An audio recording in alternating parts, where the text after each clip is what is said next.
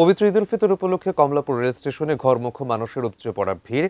Kamalapur rail স্টেশনে রয়েছেন ঠিক এই মুহূর্তে সহকর্মী সোহাগ বিশেষ। আমরা সেখানকার পরিস্থিতি জানতে সরাসরি যুক্ত হচ্ছি তার সঙ্গে। সোহাগ, এর আগের সংবাদেও আপনি আমাদেরকে যেমনটি জানাচ্ছিলেন যে কোনো ট্রেনের শিডিউল বিপর্যয়ের খবর এখন পর্যন্ত নেই এবং যাত্রীদের চাপ বেড়েছে। কমলাপুর রেল স্টেশনে ঠিক এই মুহূর্তের চিত্রটি কেমন?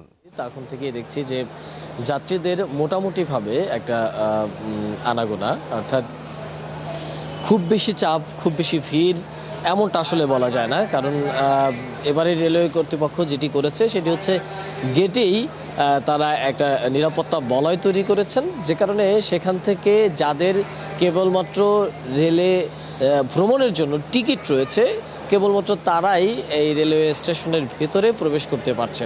সে কারণে স্টেশনের ভিতরটায় খুব বেশি ভিড় আমরা লক্ষ্য করছি না, অর্থাৎ বাড়তি অগান্তুক যারা মানুষ রয়েছে বা অগান্তুক রয়েছে তাদেরকে আসলে নেই। সে কারণে এই রেলওয়ে ভেতরের স্টেশনের ভিতরে কেবলমাত্র যাত্রীরা রয়েছে। আমরা কয়েকটা এই যে কিছুক্ষণ আগে অর্থাৎ 8:45 বা 50-এর দিকে চট্টগ্রামগামী একটি ট্রেন ছেড়ে গেছে এবং 9:30টায় এখন যে ট্রেনটি দেখতে পাচ্ছেন এটি 9:30টার দিকে ছেড়ে যাবে।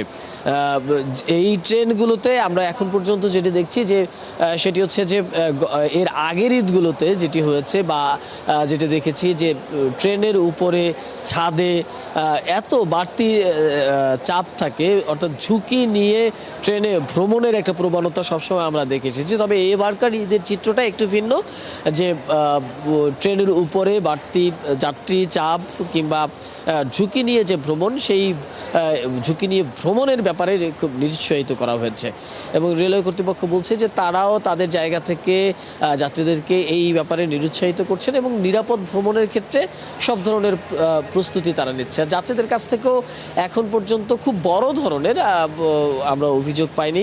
দু একটা জায়গায় টিকিটে একটু বেশি মূল্য নিচ্ছে কিংবা একটু বসার জায়গা পাচ্ছে না, অব্যবস্থাপনা, এই টুকটাক অভিযোগ ছাড়া যাত্রীদেরও স্বস্তি রয়েছে ট্রেন যাত্রায় এবং তারা বলছেন যে যতই অস্বস্তি হোক, কষ্ট হোক, প্রিয়জনদের সাথে ঈদ করতে পারবেন, এটি হচ্ছে তাদের কাছে আসলে মূল স্বস্তির জায়গা।